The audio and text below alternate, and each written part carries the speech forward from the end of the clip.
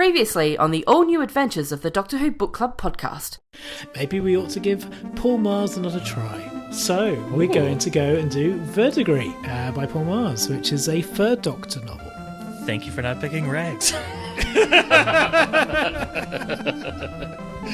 Well, I did think about Rags, because Rags has been recommended to us as a good one. Rags is set on Dartmoor, and we've recently done a Dartmoor set one. So, yeah, and Verdigris sounds kind of fun. And now our story continues.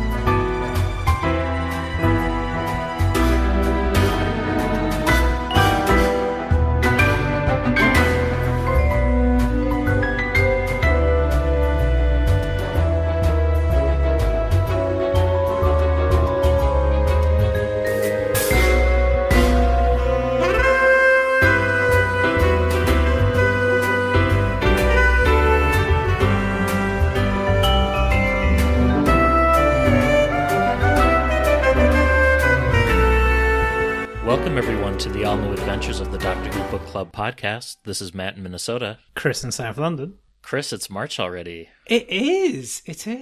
Like, normally you say, oh, spring might be on its way. In the UK, spring definitely appears to have arrived.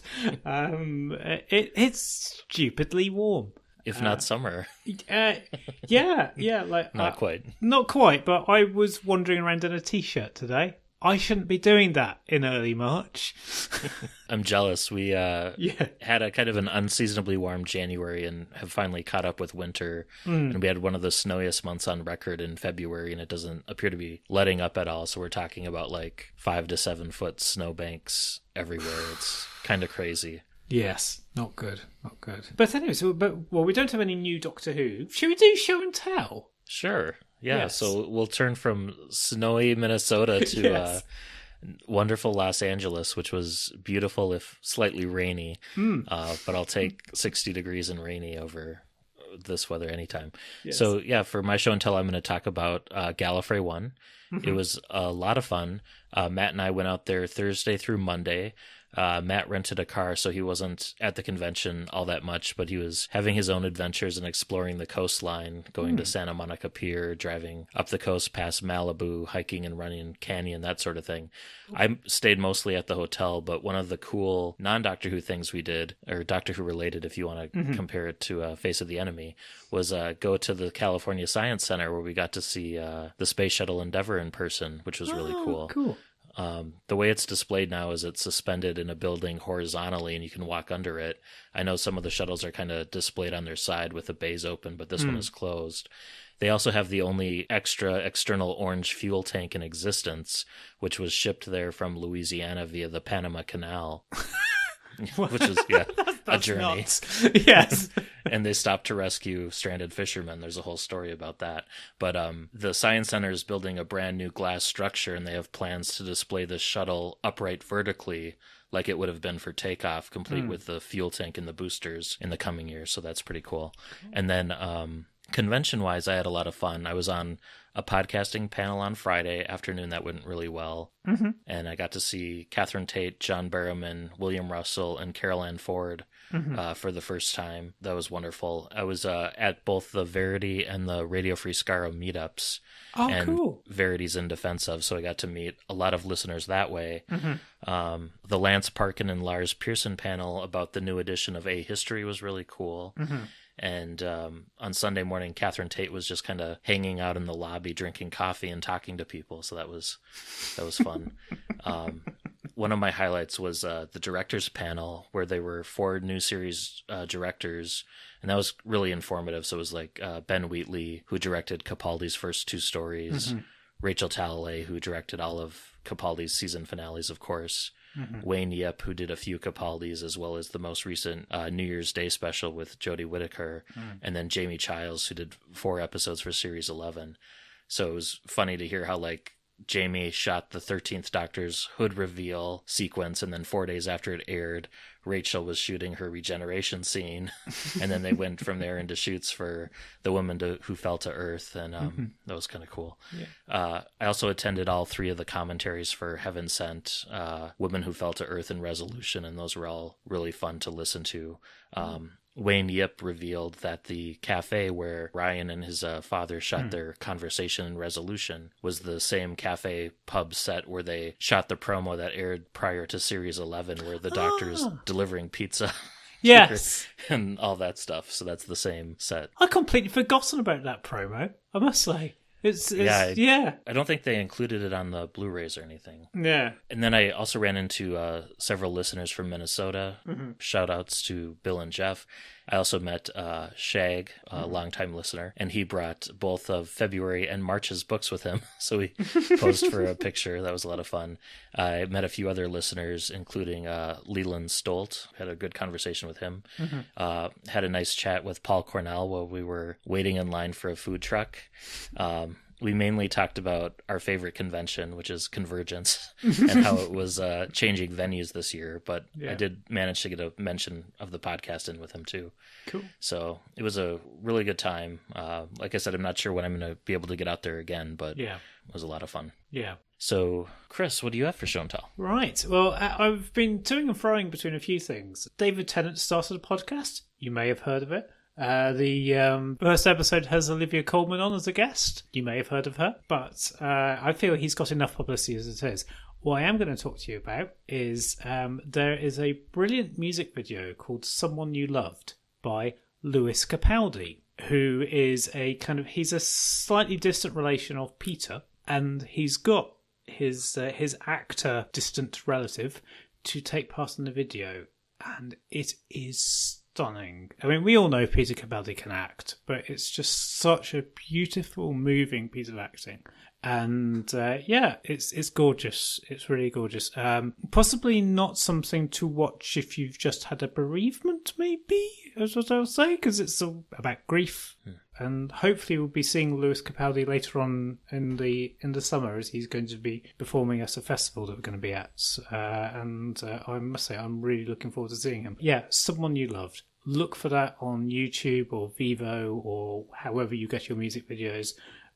It'll be 3 and a bit minutes, very well spent, and you will further appreciate just how fantastic an actor Peter Capaldi is. I hadn't heard of that at all. I will check that out after we're done recording here. Yeah, Very cool. It's stunning, absolutely stunning. I wanted to mark the passing of Graham Curry, the writer of The Happiness Patrol. Who sort of very recently passed away. Yeah, I mean, I thought the Happiness Patrol's great. I think it's one of these ones that I think is a bit controversial with some aspects of its production, shall we say? The Bertie Bassett villain. However, it's such a beautifully angry story, and and I think it's just a shame that we never had any more Doctor Who output from Graham Curry.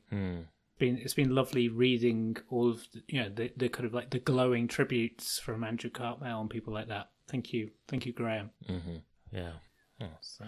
So this month we're reading Verdigris by Paul Magrs. Yes. And I think that's how it's pronounced. According to Google, they say Verdigris. So I think that's what I'm going to go with. And Verdigris refers to the green rust coloring that copper and brass turn after atmospheric oxidation. So yes, so it's as modelled by the Statue of Liberty, amongst others. It's a very good example. Yes. Don't blink when you're looking at the statue. No, don't do that. So this book was published in April of 2000, and it was book number 30 of 76 in the Past Doctor range by BBC Books. It has 25 chapters, no prologues or epilogues or anything like that. And Paul Magrs has written 5 Doctor Who novels. This is his third. The first 2 he wrote were 8th Doctor related. And then after this, he wrote another 8th Doctor book and then a 10th Doctor book. And he's written a number of short stories over the years as well, non-Doctor Who related works. And The Diary of a Doctor Who Addict, which I mentioned last month. And he's also now doing quite a bit of artwork as well. Oh, that's right. He has piece that's featured in Mild Curiosities, doesn't he? He is, yes, he has. And he's also a lecturer as well in English literature or English writing, I want to say, or creative studies or something like that. But yeah, he's a very accomplished writer. And I remember when he wrote The Scarlet Empress, there was a lot of fanfare and excitement at the fact that somebody that was kind of, quote, a proper writer had written a Doctor Who book. This book features Iris Wildthyme and her companion Tom. The last time we saw Iris was in the short story Old Flames from Short Trips, and she was traveling with a Captain Turner at that time. Tom is 19 years old, and he's a contemporary companion from around the year 2000 who wandered onto Iris's TARDIS drunk one evening, thinking it was a real bus. And this duo reappears on audio, so in both Wildthyme at Large and The Devil and Ms. Wildthyme, as well as the anthology Wildthyme on Top. So if you like this, I was going to say Doctor Companion, but Iris Companion duo, you can check out more of their work together elsewhere. And then, of course, Iris would be later, after this book came out, she was played by Katie Manning in different Big Finish works, and of course Katie also played Jo Grant. So there were several points in reading this book where both the voice of Iris and the voice of Katie, Jo Grant, in my head. Yes. And then in terms of when it's set, it's sometime between the Time Monster and the Three Doctors, and the author identifies the year as 1973. Controversial. Yes. Yeah, it's fair to say there's a few, shall we say, controversies and liberties being taken with this book. So, yes. So, shall we begin? Yeah, let's begin. So, the Doctor and Jo plan to take a holiday from UNIT at one of the Doctor's many country homes. But when they arrive, they find that Iris Wildthyme has invited herself and her companion Tom along for the weekend. And they break into the Doctor's house, which I think this house is different from the house that we see in like a number of the Seventh Doctor stories. Because I think the way this one is described, it's his country house that appeared in the Countdown and Action TV comic strips. Yeah, I think that's the intention. Yeah, and it's also different from the Labrador Grove house that you also sometimes see in the Seventh Doctor. So, he has quite a few properties. Yes, apparently it's seen in Warhead, Cat's Cradle Warhead, possibly. I might be wrong. Anyway. So the Doctor and Jo are kind of thinking, we're going to have a nice weekend in the countryside, and this takes place in between seasons of Doctor Who, so they have a little bit of spare time to take a vacation. And the Doctor realize, at first he's kind of horrified that Iris has turned up, but then he realizes that she has a functioning TARDIS, and he can maybe use it or pieces of it to escape from his exile on Earth. And Tom finds the Doctor's a little too kind of smooth and debonair to be trustworthy, and he begins hearing the voice of a young man in his head warning him that the Doctor is evil. And meanwhile, Jo admits that she hasn't heard from the Brigadier in some time and is growing worried, and the Doctor eventually agrees to try and give him a call, but he's unable to get through to unit headquarters, and instead he kind of hears a voice on the telephone letting him know that a railway carriage has appeared out of thin air in a nearby field. And Iris and Tom go with the Doctor to the field, where they find the carriage filled with unconscious people in 18th century clothing. And Tom has a bit of a panic attack from the voices in his head and flees into the nearby fields, and Jo runs after him, where she sees two teenagers dressed in white jumpsuits who identify themselves as Kevin and Martha. And Kevin and Martha tell Tom that they are coming for him, and then they vanish into thin air. An interesting start. Yeah. But yeah, so the Doctor and Iris, they're still not been able to raise unit, and they report the appearance of the carriage to kind of like the police in the local village of, I'm not sure how we pronounce this, because this is a fictitious village, possibly Thesis? It's spelt as in this is. should we say Physis? Maybe Physis, sure. Physis, yeah. And the story is at first regarded as being a hoax. And Jo goes to the hospital to warn them that the patients are coming, and she's shocked to see Mike Yates there. And he's been kind of checked in, suffering from amnesia, and he's not sure what he's escaped from. And then his body becomes two-dimensional, literally becoming a cardboard character. Do we think this is any authorial kind of criticism? Is it commentary on his character, perhaps? I don't know. And so what does Jo do? She folds him up and hides him in her handbag. And then she gets a lift from a taxi driver who's like a troll, and of the kind of fairy tale variety rather than the internet. And the troll says about that he really appreciates that all she does to keep him safe. And like, if you're just reading this thinking, this is getting a bit weird, it gets even weirder than this. So anyway, so once she gets to Unit, Jo finds that the building is empty, and she's confronted by a chap in a pinstripe suit who claims that Unit doesn't exist, and that the past 2 years of her life have all been a hoax intended to disorient her as part of her training. And Jo sort of runs deeper into the building, where she finds a giant mirror ball that splits open and these murderous robot sheep coming out of it. And also, have to say, this is done in a very interesting narrative bit. Because here we are seeing basically still images from kind of CCTV cameras, like, or the various security cameras. And so you just see, the narrative just explains one image, and then once it's finished doing that, it does another image, and then another one. So kind of like the John Cura photos of Missing Adventures, or Missing Episodes, pardon me. It's bonkers. It's a yes. There's like an audio feed that's recorded too, but it's garbled, so you get little snippets of dialogue, but you can't really understand what's exactly happening. Yeah. I really enjoyed how she tells the taxi driver, "Please take me to the unit headquarters," which is supposed to be top secret. And the taxi driver knows exactly where it is. Yeah. But yeah, so Jo enters this mirror ball thing that closes behind her, and she leaves her handbag behind. But fortunately, the friendly troll enters the building and collects the handbag and also the cardboard version of Mike Yates. Yeah, this is a strange one. Mm-hmm. It is. Yeah. Very surreal. Yes. So the people who in the railway carriage who are all kind of still, and they're not exactly asleep, but they're kind of like in a trance, and they're all dressed up in this 18th century clothing. And when one of them awakes, she claims that her name is Mrs. Bennet, and she asks the doctor to care for her daughters.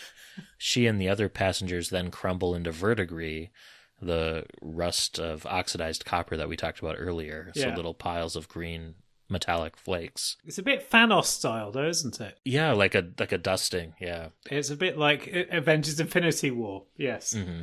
Apologies if I've just spoiled Avengers: Infinity War for people, but anyway, it was a year ago. You should have seen it by now. All that remains of them are their clothes and these little electronic bracelets that they were wearing. Yeah. The doctor takes the bracelets back to his house and wires them into his radio, where he begins to receive voices reciting incorrect titles of great works of British literature. So like Vanity Fair, I forget what that one was called, but it was something like close to it where you could suss out what the title was, but slightly off. They're like episode titles from the third series of Blackadder, if anybody has seen that. But yeah, they are hilarious, aren't they? Mm-hmm. Anyway. So then Tom is contacted again by Kevin and Marcia, who claim that they and Tom are part of the next stage of human evolution. They tell Tom to remain with the doctor and try and find proof that he's not all that he claims. And Tom starts to believe them when he finds a pair of lizard-like rubber gloves that are underneath his bed. which is Yeah. bizarre. And at this point, I think I started catching on that that there was a very much like a Tomorrow People going on here with Tom and Kevin, and they just seemed very much like the 1970s version of the Tomorrow People. Yes, yeah. Yeah, and also a bit like the 1990s version, though, because I'm not familiar with the 70s version. I saw a few of the 90s version that I gather some people say is rubbish. I quite enjoyed it. It's funny you should mention that, because I first learned about the Tomorrow People by watching the 90s version on Nickelodeon in the States when it aired. So, yeah, I still remember a few of those stories pretty strongly. And it's only like more recently that I went back and watched some of the 70s stuff. So Jo emerges from the doctor's closet, in the house, and she's been badly shaken by her experience with the whole unit is a fake shenanigans. And despite Iris insisting, despite basically Iris's help in inverted commas, the doctor assures Jo that he and Unit are real, and somebody is trying to mess with her mind. This part confused me a little bit because I couldn't figure out like how Jo got back into the doctor's house. Like she must have been like remotely teleported or something. Yeah. If you're wanting everything to be explained, this is not the book for you. I think it's fair to say. Around about this time, there was also Iris was eating a banana and she puts the banana peel in her purse. And for the entire book, I'm thinking, this has got to be Chekhov's banana peel. When is this banana peel going to show up again? Because she mentions, I wouldn't want anyone to slip on this. And then she puts it in her handbag. And I was thinking like, oh, that's got to come up again later, but it doesn't. No. It's yeah. Who knows? But yeah. So the doctor gets a phone call from the same kind of flat voice that said about the carriage they've been investigating. But this voice is now saying that another carriage has materialised on the beach at Great Yarmouth, which is a real place. Hooray! And so they all set off to investigate. When they get there, Tom keeps a bit of a distance to try to sort of like watch the doctor, and he goes to a kind of like an amusement arcade, which is real and is still there to this day in Great Yarmouth. So you can recreate the scenes. And he sees a bloke step out of a funfair ride and gun down an innocent woman and her kids. Which we just go, whoa, what is going on? The killer's victims then disintegrate into the kind of like the Thanos-style dust, and then the killer climbs down to the beach where Jo greets him because it's the Brigadier. And wow. Yes. So I just go, what is going on? So Tom's now convinced that Jo and the Doctor are evil, which is fair enough. And so he steals Bessie and drives to London to kind of help the Not the Tomorrow People stop the Doctor. The Not Tomorrow People are known as the Children of Destiny, which later in the book they start being referred to as Destiny's Children, yes. Which I think is a callback to Destiny's Child, the group from... Yes. Because this would have been around that time. Yeah, I think so. So then on this second carriage, which all the carriages are organized by time frame, by the way. So the original carriage was all 18th century, and now this carriage, the dress is updated slightly. So these are all 19th century dressed folks. And one of the passengers on the new carriage awakens and identifies herself as Miss Havisham, the character from Great Expectations. And she tries to flee from the Doctor and Iris, upset that she hasn't been delivered to the quiet, out-of-the-way house that she was promised. And she has to be careful what she wishes for. If you've read Great Expectations. Bit of an in-joke there, yeah. Yes.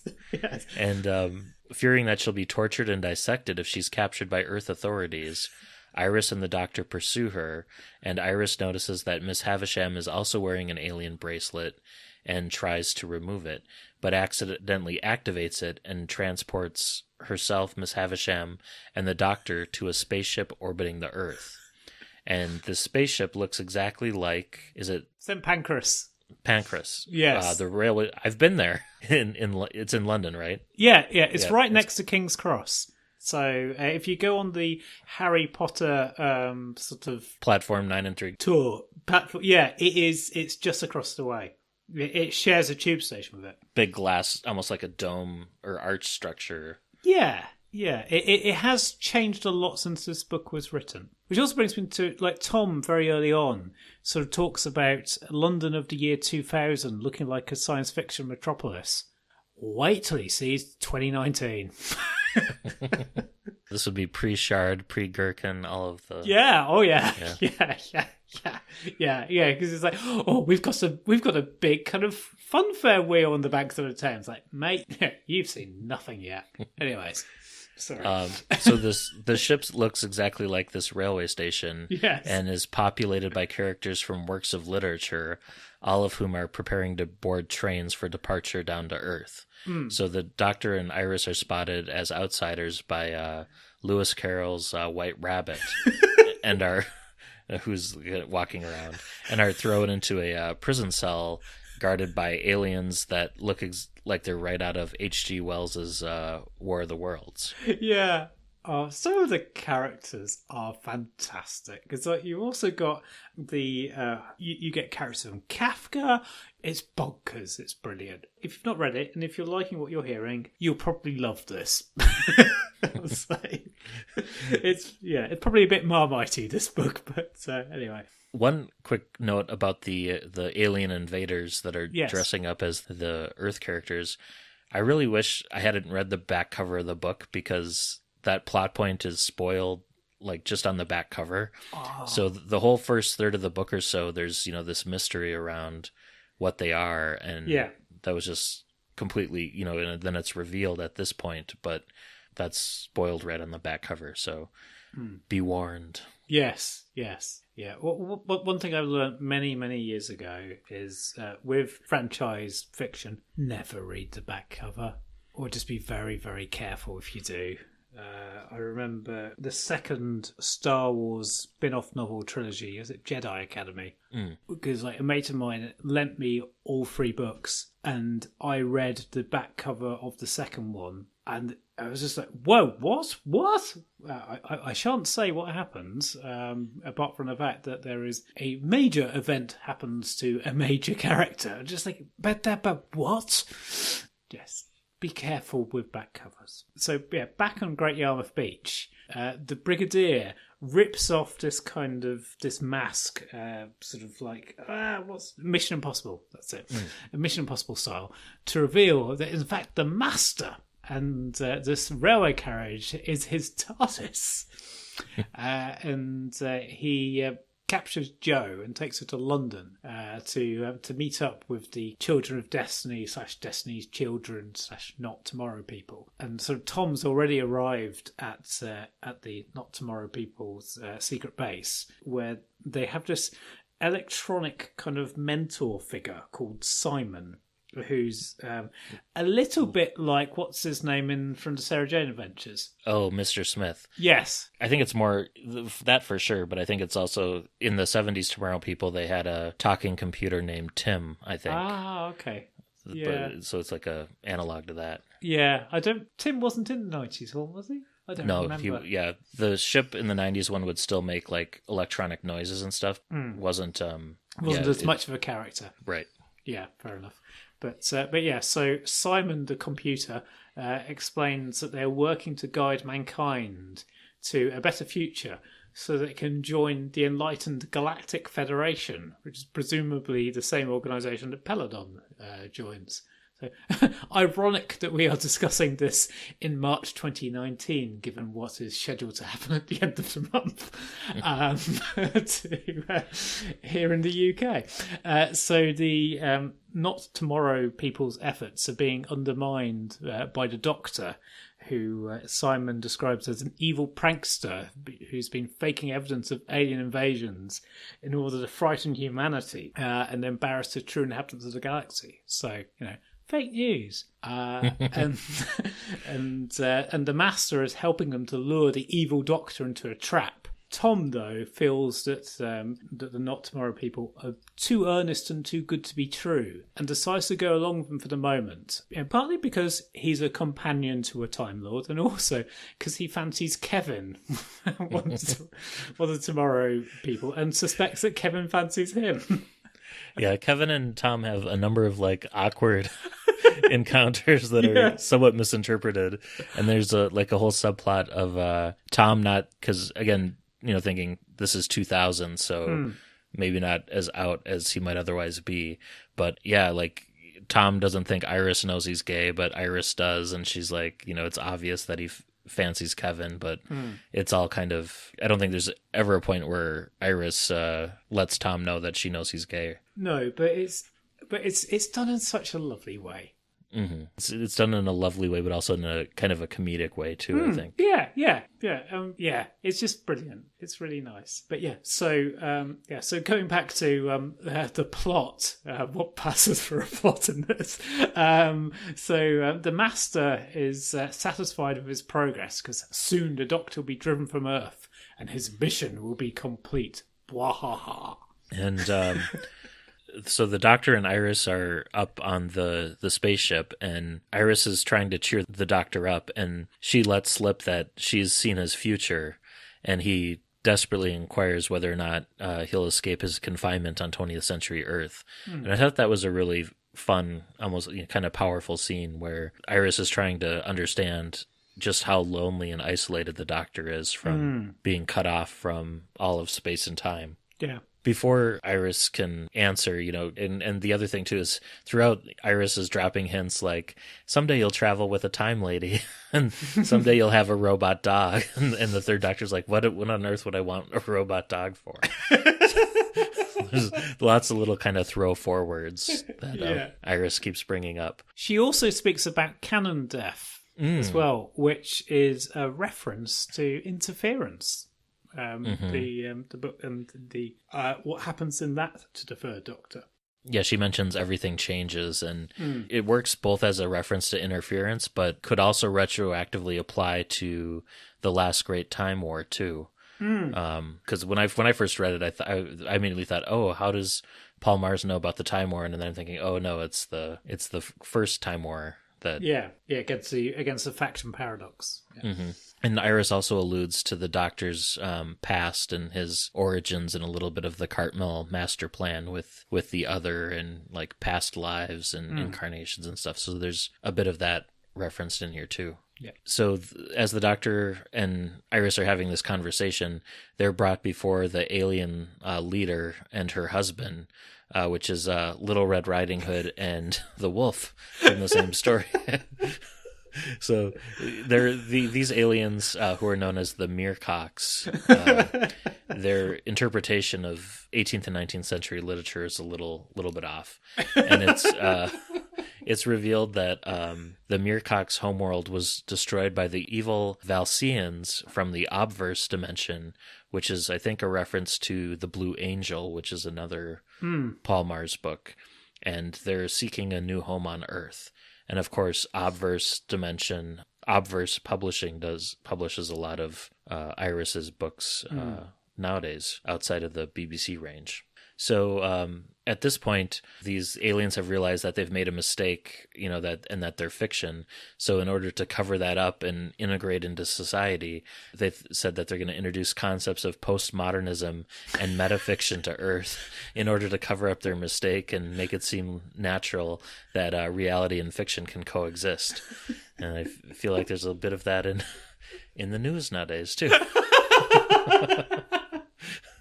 They're what could you be referring to? They're following Putin's playbook. Yes. It's not like it. I don't know if you've ever seen The Thick of It, also featuring Peter Capaldi. Yes. But yeah, and apologies if I've said this before, but I did read that the one difference between modern day UK political events and episodes from The Thick of It is that in The Thick of It, people are not saying, "Oh, this is just like an episode of The Thick of It." Oh, if you don't laugh, you'll cry, right? Yeah, we've been doing a lot of laughing. So then Red Riding Hood starts to cry, and Iris reaches into her handbag for a handkerchief, and then the other Meercocks suddenly take Iris's handbag and hold it up, claiming that it's their god. So this gold lame handbag is... Yes. I don't think we ever get an explicit Oscar Wilde Importance of Being Earnest reference, do we? I don't think so, no. No, because I kept on expecting somebody to say, a handbag? In a kind of, I can't remember the name of the character. Anyway, so read Oscar Wilde. So then the Doctor and Iris are locked up again, and then Red Riding Hood comes around and releases them, knowing that she'll be killed by her people if they discover that the bracelets given to them by a green man do not actually work. The Doctor agrees to take them to an uninhabited world where they can start a new life, but he will require Iris's bust to do so, and Iris refuses to help, certain that he intends to steal the bust for himself. He storms out to take it anyway, and he leaves Iris locked up.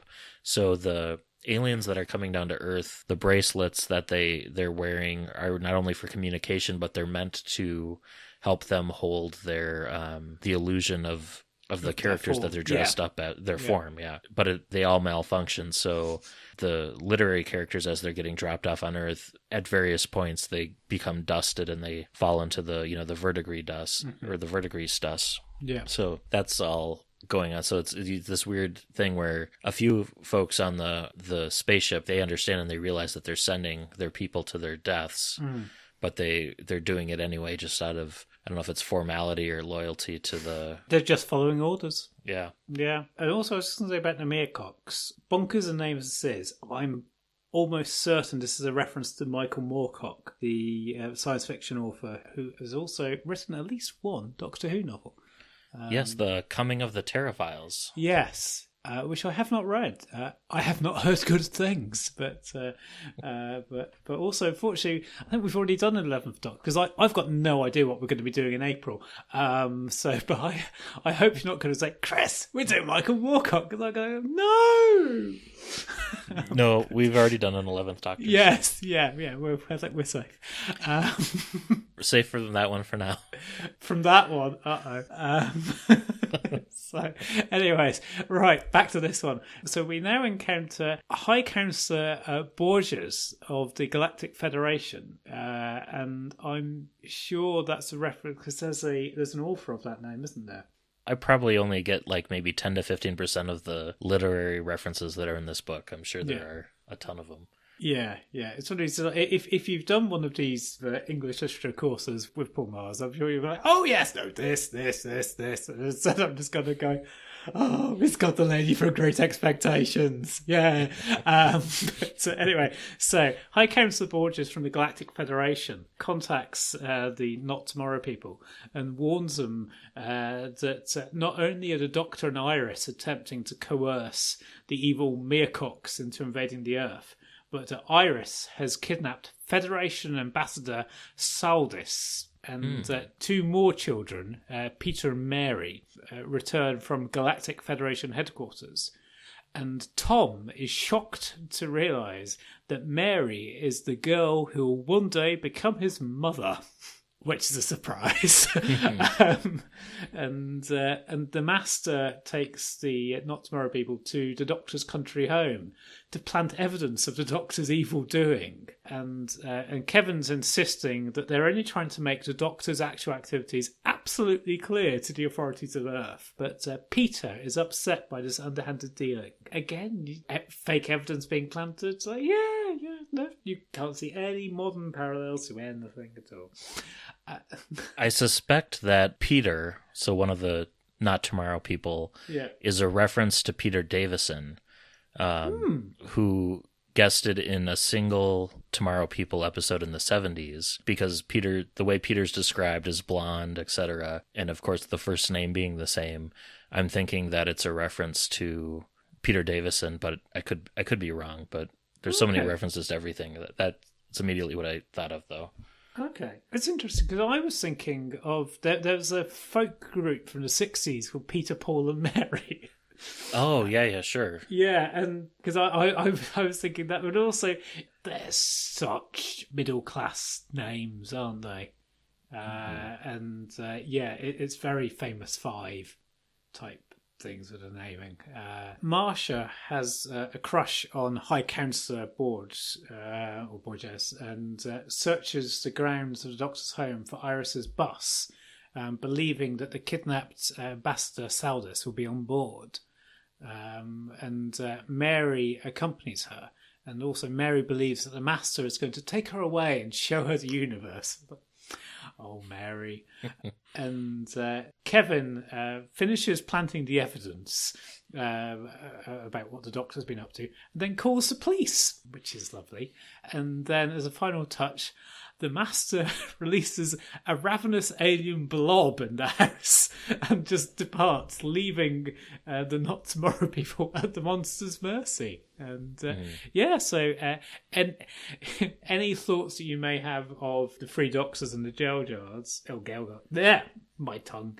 The jelly things, and also the crinoid, would be completely of your own discretion or what have you. Anyway. It's funny too how like this is almost like a pastiche of a bunch of different Third Doctor adventures, because you get the remote country house, you get the Galactic Federation, you get the alien invasion, you get all these different elements in this book that tie back to different eras or stories in the Pertwee era. Yeah. I mean, you can tell that there's a great knowledge and love here of the Pertwee era. There really is. So back on the ship in orbit, Bluebeard the pirate, the leader of the handbag of the cultists who are worshipping Iris's handbag, takes Iris to the shrine and tries to force her, the shrine that used to be a mess hall until they converted it, or a canteen, tries to force her to tell him how she came to possess the bag. And then the wolf from the Little Red Riding Hood story arrives and demands to know why the Muircocks have stopped boarding trains to Earth, and that process has stopped. Bluebird says that they've been betrayed and that he and his followers now place their faith in the handbag, one of the ancient gods of his people, and are trying to wake it up. And as Bluebeard and the wolf argue, Iris snatches the handbag and flees to the escape pods, where the Doctor's already getting into one of the escape pods and, somewhat guiltily allows her to board with him, and they depart moments ahead of, this angry mob that's coming after them. And their escape pod crashes into an old cinema that's been converted into a bingo hall back in the village, where they emerge to find the villagers under attack by the robot sheep that Joe saw emerging from the mirror ball in the empty unit building earlier. Yeah. And as the sheep are kind of rolling along and incinerating villagers with their laser beam eyes, the Doctor and Iris flee with Sally, who's the local postmistress, who now believes that everything that the Doctor ever told her about himself. So there's a couple of scenes earlier where Sally, the postmaster, she recalls that, the second Doctor tells her at one point, I might come back and change, and I'm like, there might be a brother with my same name who's coming after me. So she realizes that all the tales were true. Yeah, and you also as well get introduced to, I think, at least once, if not twice, to characters that we spend a tiny bit of time with, and then they get killed by a robot sheep, which is very unit. And it also reminds me a bit of the Stones of Blood, with that lovely hiking couple that get killed by the stones. Sure. Yeah. But, yes. In the Doctor's house, Peter tries to save his colleagues from the blob by using one of the laser guns that they've been planting as evidence. But at the moments of its death, the blob lashes out and kills Peter as well. And the police arrive and arrest them all. And then Mary and Marcia locate Iris's bus and tell the Master. And then the Master rips his face off again and reveals that he's in fact a supernatural being named Verdigris. Or Verdigris, or however. It's late, I've been drinking. Apologies. Anyway, the rusty green thing. Yeah, folks, you don't need to read this book sober. So, Mary and Marcia, shocked by the revelation about Verdigris, return to the house only to find that that Verdigris has used his power to bring the statues in the garden to life, and their way in is now blocked by a battling unicorn and a griffin, which I think those are the Oh no, they're not. I was going to say they're the symbols on the Times newspaper's masthead. I don't think that's quite right, but anyway, the unicorn destroys the griffin and then tramples some stunned policeman to death, and then attacks the house. And then the robot sheep arrive and incinerated. It's just bonkers, this. But Kevin remembers he's got some telepathic powers and uses it to shut down the sheep. And then he admits that he and his fellow Tomorrow's people constructed the robot sheep intending to frame the Doctor, but they were only supposed to frighten people, not kill them. And so it appears that the Children of Destiny have been horribly misled. Shocking. Yes, they've realized the error of their ways, or at least Kevin has. Yes. So then the Doctor, Iris, and Sally are attacked. So Sally is Tom's mother? No. She's the postmistress. Oh, that's right. Yes. So, so many names. Yes, and they all sound interchangeably middle class. But also white middle class, which is ironic, given two of them are not.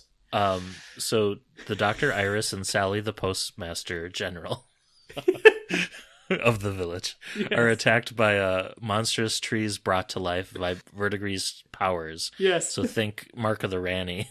Yes. Or last month's book. Oh yeah, The Shining Man. Yeah, we had a bit of that too in the. Yes, we did. In the not the Upside Down.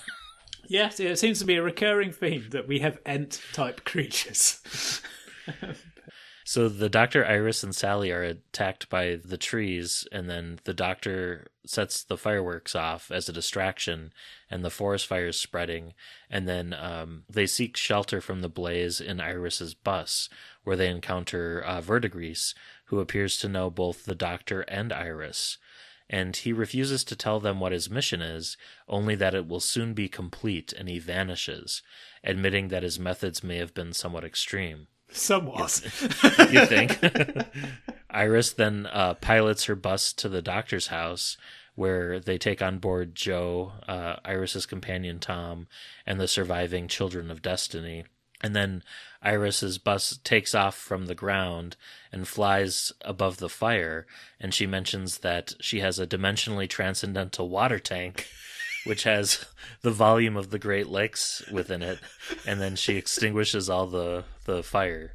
And then the only one who survives this from the town is a police sergeant named Dobbs, and he will spend the rest of his life knowing that he was saved from a forest fire and a vicious unicorn attack by evil robot sheep in a flying double-decker bus. Well, he's alive, right? He is, yeah. Yeah, that's more than most people in this book. For such a hilarious book, it's got a high body count, doesn't it? It does. Yeah, it's like an Eric Sayward script, but with jokes. And roundabout here is where our dramatic reading comes in, where we hear what... Sorry. I know most episodes have me having sort of fits of hysteria, but yeah, this book. So... Here's where we find out what's been happening to Unit during all of this. And brace yourselves, people. Brace yourselves. And this is read by longtime listener and friend of the show, Shag, who I met at Gallifrey in person. And you can catch Shag on his Fire and Water podcast about Firestorm and Aquaman. And Shag also revealed that he's working on a limited run podcast celebrating the sci-fi invasion series V from the early 80s, so I'm very much looking forward to that. With much iambic pentameter discussions, hopefully. Oh, yes. Yes, Shag, bear that in mind. So here we go.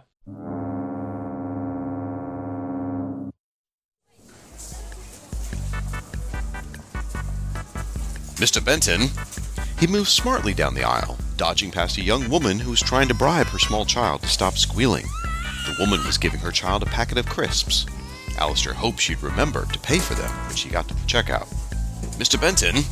Alistair marched up to the burlier man, who was working slowly, clutching his back and staring miserably at the stack of tins he was meant to be making into a pyramid shape. Yes, sir? Asked the shelf stacker. The manager looked at him and sighed. Any sign of that shoplifter? No, sir. I've been keeping a good eye out, though, but there's been nothing untoward all day. Very good, Benton. Carry on. In the next aisle, at the deli counter, Liz had nothing to report either. Still, there was something troubling Alistair this morning, something he couldn't quite put his finger on. He hoped he wasn't growing dissatisfied with his life again. Every now and then he would wonder, in the wee small hours, whether running a supermarket was a waste of his talents. Sometimes he felt that he ought to hanker after a more adventurous life. He supposed it was his old army training. Perhaps he should have never left the army at all. He marched down the aisles, and as he approached each member of staff, they would stiffen and rise from their tasks, almost to attention. It was a good, busy morning, and the clanking and crashing of the cash registers rang through the place. He should be pleased, really. He tried to hum along with the muzak on the tannoy, but his heart wasn't in it. He found himself thinking over what Mike Yates had said the day he'd finally gone mad and come crashing out from behind the meat counter, scaring everyone in the place. None of it's true. We're all living a made-up life. We shouldn't be here at all. Well, of course Alistair had the store detectives drag him through the office where he couldn't disturb anyone. Mike? What do you mean? Mike had looked as if he'd seen a ghost. You're the Brigadier! We don't work here, not in a supermarket! Alistair had chuckled. I never made it to Brigadier, I'm afraid, old chap. Only as far as Colonel. Then, Mike from the butcher's counter really had started to babble. We work together fighting creatures from outer space! We do!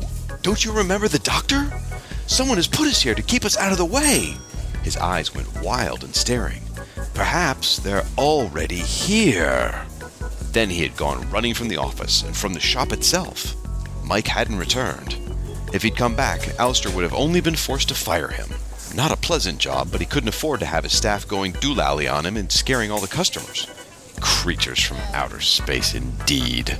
Still, when he thought, Alistair did think he remembered someone known only as the Doctor, and Brigadier did have a certain ring to it. He brushed these thoughts aside and determined to get on with the morning. He'd be going balmy himself if he carried on like this. Best to get on with the day. He contented himself with the thought that soon it would be time to read out the daily specials over the tannoy. He enjoyed doing that.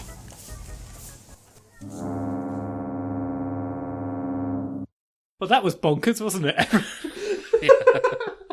The unit is running a supermarket, and we get a nice cameo by Liz Shaw. And thanks, Shag, very much for reading that. Yes. Yes, yeah. Well, Benton goes on to run like a car dealership, doesn't he? Are you talking in real life? No. Well, in the TV series. Oh, yeah.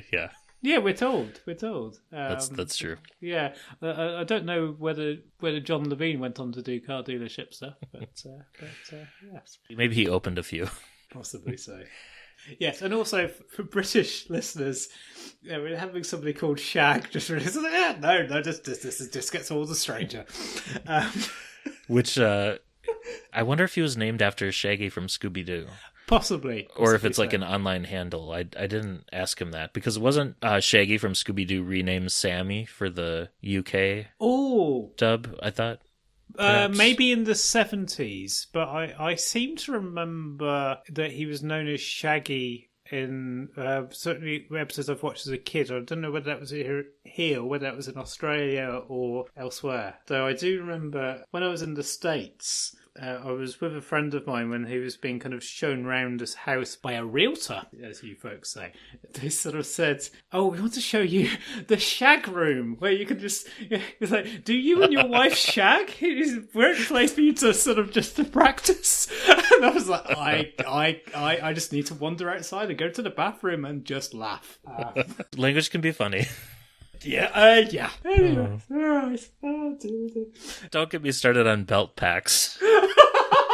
What, fanny packs? Yes. Yes. Yeah. Oh, dear. So the Doctor and Iris return Sally, the postmistress, to the village and demand that the Not Tomorrow people explain themselves. Unit have been running a supermarket and they've been convinced to do this by the Children of Destiny, who realise that they have been thoroughly misled by the naughty green man, but they still believe that the alien invasions that the Doctors fought were all faked and that the Galactic Federation really exists. And they also accuse Iris of kidnapping this Ambassador Saldus, though Iris denies having done such a thing. At this point, and I can't believe I'm going to say this, her handbag finally speaks up and identifies itself as the missing ambassador. So Saldus the handbag is furious with Iris for removing him from the Meercock spaceship where he is worshipped as a god, and demands that Iris return him to Galactic Federation Supreme Headquarters. So, this is taking a turn. And I'm imagining her handbag like having almost like a Muppet-like mouth. Oh, totally. Like yes. felt eyes. Yeah, completely. They're on Iris's TARDIS, and the bus is traveling to the Federation headquarters. And Iris is trying to remember why Verdigris appeared so familiar. So she kind of goes into like a bit of a trance, and she's starting to remember things. And then the Doctor thinks she's taking a nap at the wheel and wakes her up before she can remember any details. The bus arrives at the Federation Space City, where Saldus has them all arrested, including Kevin and Marcia. And the city's not the beacon of peace and harmony that the Children of Destiny were expecting. Saldus appears gleeful at the thought of his enemy's defeat, and there appear to be torture chambers in the city dungeons. So the Federation has changed quite a bit. Mm-hmm. And the prisoners are thrown into a cell with the White Rabbit, who we met earlier, who claims that the Federation envoys arrived out of nowhere in his ticket booth and arrested him for organizing the Meercock invasion of Earth. He's trying to dig his way out of his cell. Kind of Alice in Wonderland style, to or just General Rabbit style. Yeah, sure. And to tell his queen, who is Little Red Riding Hood, about a deserted world he had heard mentioned here, a world named Marcorna, which he believes the Meercocks can repopulate, and which Iris finds oddly familiar sounding. Yeah. So Mary's been in discussions with some of the High Councillors. She attempts to rescue the prisoners, and the High Councillor she's working with, Catra, says that she's never liked Ambassador Saldus, whose people used to travel the galaxy visiting primitive life forms and pretending to be gods. And they're recaptured by the Councillor's guards, and they're thrown back into the cell. But the White Rabbit has been he's been busy at work on his tunnel, but he then has a shocking discovery to share with everyone. Because the Galactic Federation Supreme Headquarters is not in the centre of the galaxy. No, it's buried beneath a mountain in Wales. Which is also why all of the Galactic Federation have Welsh accents. Which was really funny because, especially with the modern show coming back, 5 years after this is written, it's almost like a unintentional call forward to all the Welsh casting too. Yeah, Paul Magrs is the time traveller, isn't he? I mean, I assume this is also a reference to the Five Doctors. Oh yes, I guess, but about how the Death Zone looks a bit like Wales on a soggy day. But so the White Rabbit runs off to take his news to the Queen. But the Doctor insists upon remaining to reveal the truth about the Federation to the High Councillors. So he and his fellow prisoners are brought before the council, and the Doctor realises that Verdigris is a council member as well. But the other councillors believe the Green Man to be the last surviving native of the dead world Marcorna that we've previously mentioned. But the Doctor knows that Verdigris is responsible for this entire sham. There's no Galactic Federation, and Verdigris has arranged the entire hoax in order to expose and disgrace the Doctor. We're a bit Colin Bakery at this bit, aren't we? And Verdigris admits that this is true. And then he says he's been following Iris's orders all along. Iris? What is going on? Yeah. There's a lot of twists and turns in this. Oh. You mentioned the death zone, and Iris kind of recounts that she was, for a time, she was a member of the Sisterhood of Karn on Karn, and following the events of the brain of Morbius, the Sisterhood reanimate Morbius and lead him to the death zone on Gallifrey. They reactivate the time scoop, and they interfere with Rassilon's remains. And then when it's revealed that Iris has infiltrated the Sisterhood, all of her incarnations are time scooped into the death zone and are pitted against the Vord, the Zarbi, and the Mechanoids. And I have to say, I would love to either hear that on audio or read that story. Yeah. Because that just sounds bonkers. And also as well, isn't it explicitly said that she's in the background of the brain of Morbius in the TV show, just sort of flailing her arms around? Yeah. It's been years since I've seen Brain of Morbius, and I was like, I just want to watch that just to see if there's a very bad extra that Paul Magrs has in mind. Iris is crazy in this. There's one line in the book where it says, and this is earlier in the story, but where Paul Magrs writes, "The doctor marched out of the station to find Iris, who was sitting happily in Bessie, having a cigarette and looking as if she'd forgotten they had had an emergency." If that doesn't sum up Iris, I don't know what does. Yes. And there's also, isn't there a great kind of like Hartnell-esque kind of whoopsie where she sort of shouts about sort of, "Don't lay your hands on my bust." Sorry, bus. Yeah. Yeah. Oh, dear. Yeah, like a Hartnell line flub almost. Yeah. If you like your Doctor Who grim and gritty, you've probably already got this impression by now. This is not for you. But if you want to have fun, then maybe this is. Yeah. So then Iris is kind of stunned by Verdigris's revelation that she's behind all of this. And then she recalls her visit to Macorna, which is a dead world of rusting copper cities, where she first heard that the Doctor had been exiled to Earth by the Time Lords. And she was, full of good intentions and very, very drunk. So...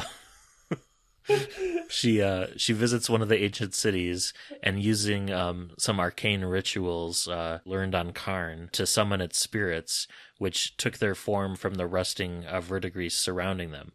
So thanks to Iris, Verdigris comes into existence, and his mission all along has been to try and free the Doctor from his imprisonment. And he concluded that the Doctor's work for UNIT has actually been hampering his escape from Earth, and that if aliens were allowed to invade Earth successfully, then eventually a race would come along, bringing with them the technology that the Doctor needs to restore his memories and repair the TARDIS. Which is not bad as a theory. He's like, yeah, that makes as much sense as anything does.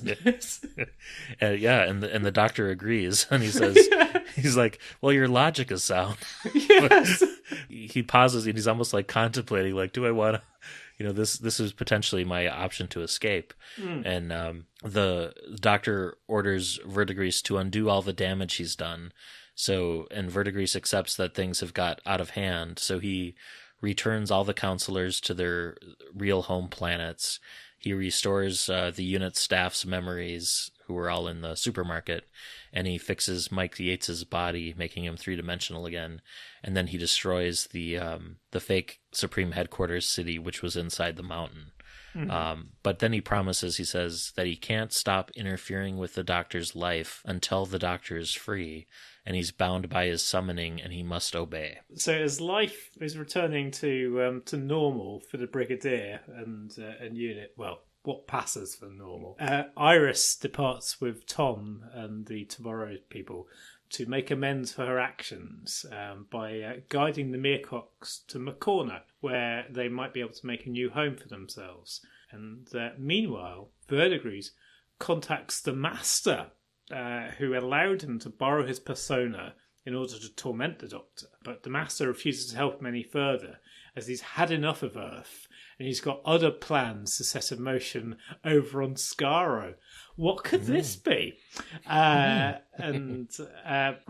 Verdigris, therefore, decides to travel into the universe of antimatter, having heard rumours of a being named Omega, who might be able to free the Doctor from his exile. And also, isn't it around about here that some jail guards start appearing at unit headquarters? It's like, what's about to happen? So we then have, I know we didn't have like a formal epilogue, but this is a kind of an epilogue of sorts, where the Doctor, Joe, and Tom and Iris meet up in a kind of like a bar somewhere in space. And there's a nice thing where Joe kind of sort of thinks, oh, maybe this might happen on a regular basis, sort of possibly kind of, teeing up future Third Doctor and Iris adventures.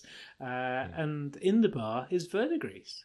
And he offers his congratulations to the Doctor and Joe about being able to travel in time and space. And then he himself disintegrates into a pile of rusted copper, because he too, just like the Doctor, is free at last. Which is a weirdly poignant way to end this crazy, crazy book. Which was, this entire book is basically a prequel to The Three Doctors, which is, yeah. Yeah. It probably makes more sense than The Three Doctors. Yeah. So what do you make of this? It was fun. It was humorous. There were lots of good parts to it. There were maybe a little over-egging of the pudding, perhaps, where you have a parody of the Tomorrow People, and then Destiny's Children, and then I don't know if you caught all the references at the beginning to the Avengers. Yes, we didn't mention that, because Joe shares a flat with Tara King from the Avengers. So this, and I can see too, you thinking, okay, came out in 2000. The show's not coming back anytime soon, so why not have fun with it? But to make it a Avengers, Tomorrow People, Doctor Who overlap, there's a lot going on. Yes, but there's never a dull moment. No. What did you think of it? Oh, I thought it was great fun. It was just a wonderful bit of escapism. I mean, it was nuts. Absolutely nuts. And also, I love that the Third Doctor is repeatedly called out as being a sexist pig. Because he kind of is, isn't he? And so we do... I have a few kind of like shocking opinions contrary to conventional fan wisdom, but one of them is that I think probably my least favourite Doctor from the classic era, from a character point of view rather than the era point of view, is the Third Doctor. And it's just because I just kind of sort of think, oh yeah, I mean, okay, sure, he won't try and strangle me like the Sixth Doctor, but yeah, there is just something about him, but I still love the unit stories, and so it was just nice to sort of see his faults being very, very clearly laid out for you. Yeah, that's a good point. Yeah, and there's also, I can't remember a story in which it's made so clear that the Doctor is just desperate to escape Earth. Yeah. That really comes through as like, because I mean, at this point he's spent 3 seasons of the show on Earth, and it's like he finally gets his freedom in the very next story. So this is really kind of him at his wit's end, and the TARDIS is like all dismantled, and in the console is in pieces, and it's just I thought the book did a really good job of capturing the era. Like, it felt very 70s in parts, and I think some of the contrast with Tom coming in from the year 2000 and looking back on it with a little bit of a lens, some of that was brought to the forefront too. There was a really nice scene that we didn't talk about where Iris recounts how she found her bus, her TARDIS, in the mountains of Gallifrey, where it had been left to die by other Time Lords, and she coaxed it back to life. And it was her TARDIS that suggested to Iris that she should spend her life traveling around the universe having adventures. So that was kind of a cool scene. Yeah. And we should mention, too, that this, because Iris has appeared in various incarnations over the years, the version of Iris that appears in this story is a woman who, in human terms, looks to be a little bit over 60 years old and has her hair dyed lilac. Is Katie Manning's hair dyed lilac at the moment? I don't think it is. But no. But I just kept on picturing Katie Manning for this. Same. Yeah. It's fun, isn't it? Yeah. I wanted to put words into your mouth. Certainly for me, it's just a riot. How would you score this one? I think 9. I think it was just fun. It was fun. You just need a bit of silliness every now and again, and yeah, I couldn't give it a 10. I'm probably being ridiculously generous giving it a 9, but it was just great. I'm gonna give it a 7 out of 10. Okay. I thought it was fun. I thought it was breezy. I'm a big fan of slice of life stories, but this one sagged a little bit for me in the middle, where part of it, like the middle chapters, kind of felt like a bit of a slog to get through. I thought the beginning and the end were really strong, but there were quite a few chapters in the middle where there was quite a bit of wandering around without a whole lot of direction or sense of menace or urgency in the story. I felt. Try reading The Scarlet Empress. That has that in spades. So this has a lot more kind of like plot and narrative drive than I remember The Scarlet Empress having.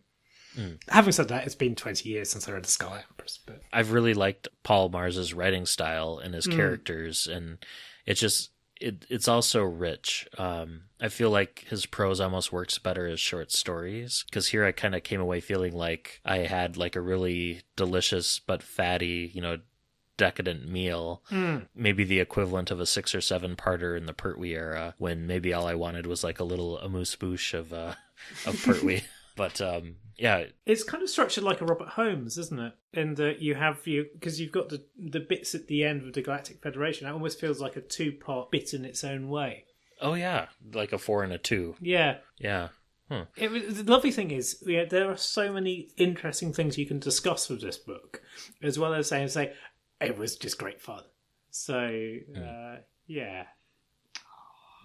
Yeah, as I say, I think I am probably being very generous with my mark, but I it was like a hug.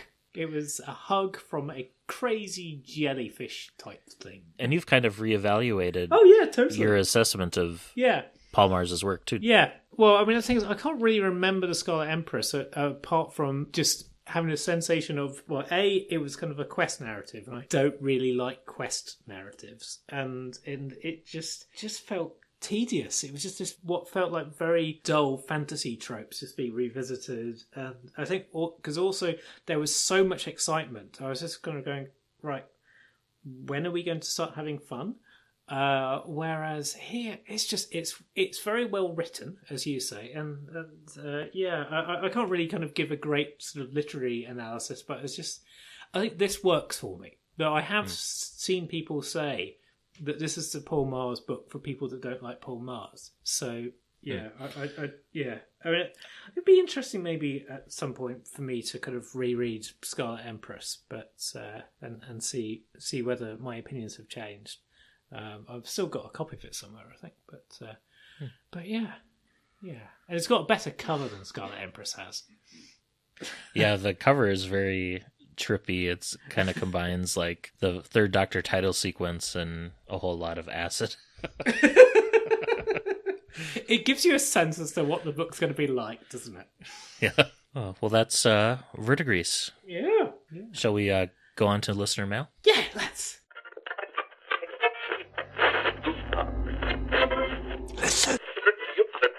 Okay, so we have 2 emails this month. The first is from Arnold Bloomberg and ATB Publishing.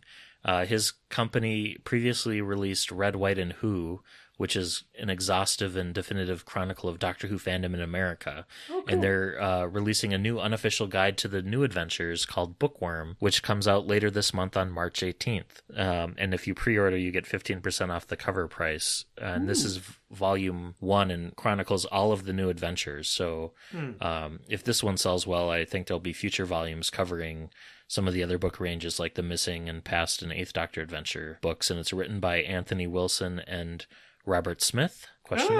Yes. And features a foreword by Kate Orman. And it's done as an episode guide style to the new adventures, featuring trivia, thematic discussions, plot holes, continuity notes, and reviews for all 61 adventures. So look for that.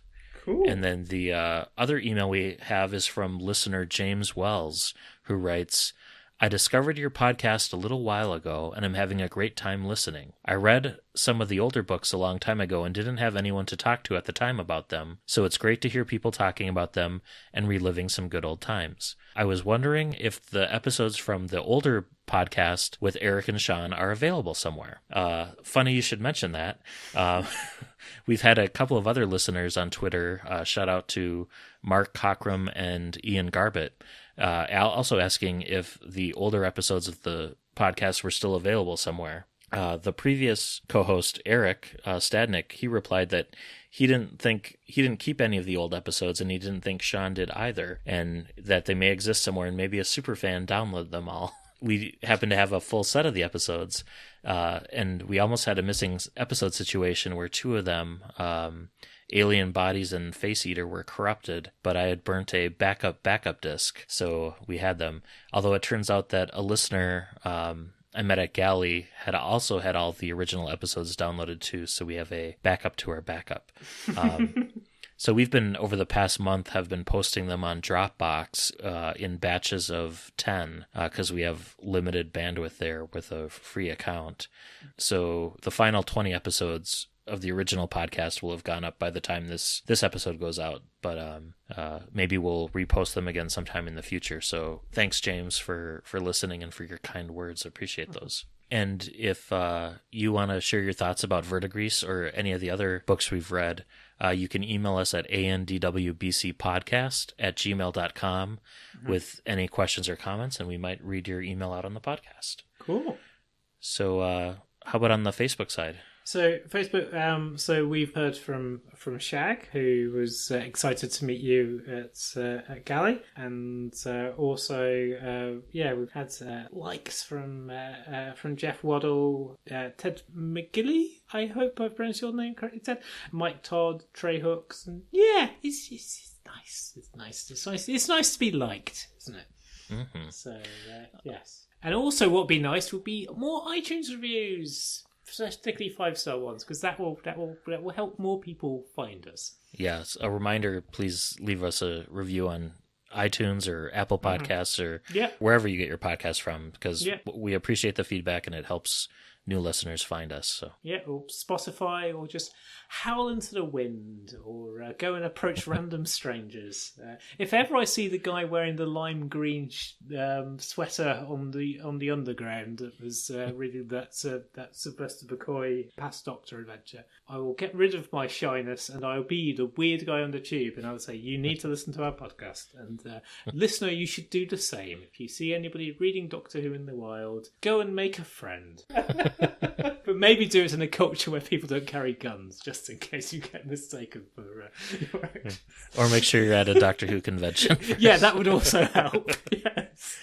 On the Twitter side, we have a couple of new followers, so thanks everyone for following us there. Guy Ingram, Gallifrey Stands on Twitter, writes that Verdigris was one of the first Doctor Who novels he ever read, and that he loved it, and that it has an amazing cover. It does, yes.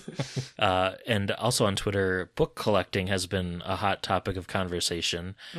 Jay Vasquez writes to us that he just finished reading Festival of Death for the first time, and he can understand why it's considered a classic.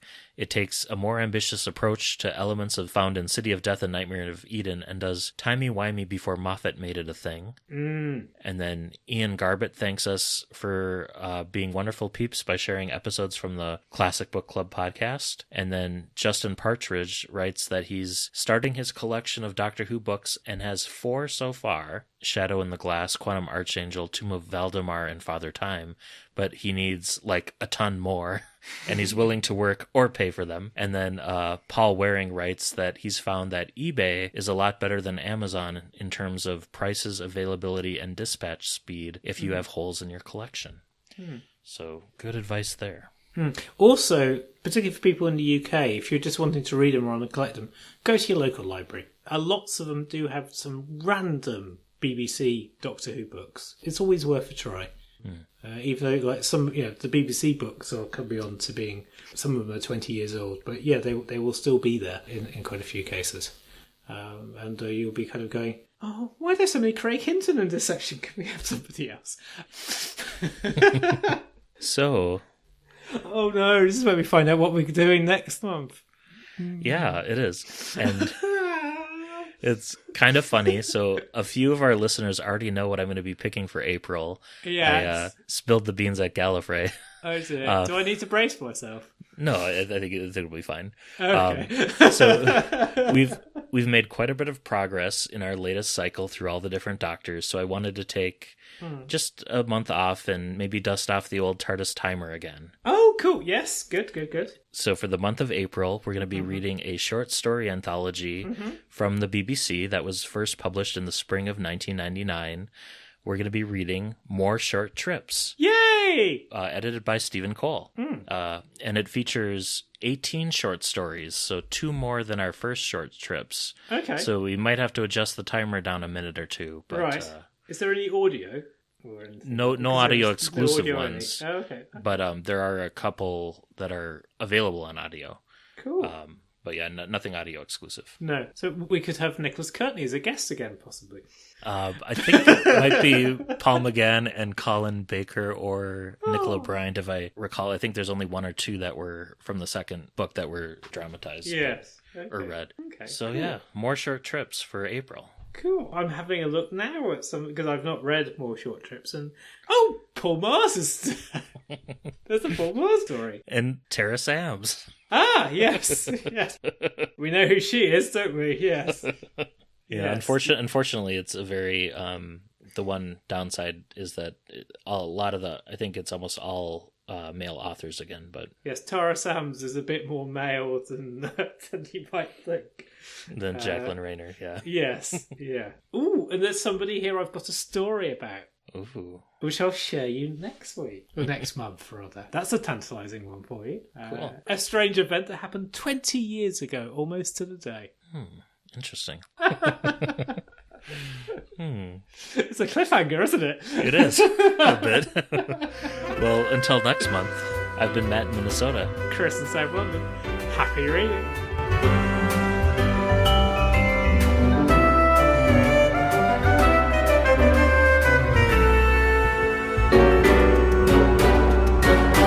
Thank you for listening to the all-new adventures of the Doctor Who Book Club podcast. Special thanks to George C. Music for use of their song, Doctor Who Theme, Swing Jazz Version. You can follow us on Twitter at ANDWBC Podcast and like us on Facebook. You can support the show by leaving us a rating and review on iTunes. You can contact the show by emailing your thoughts to andwbcpodcast@gmail.com. And until next month, happy reading.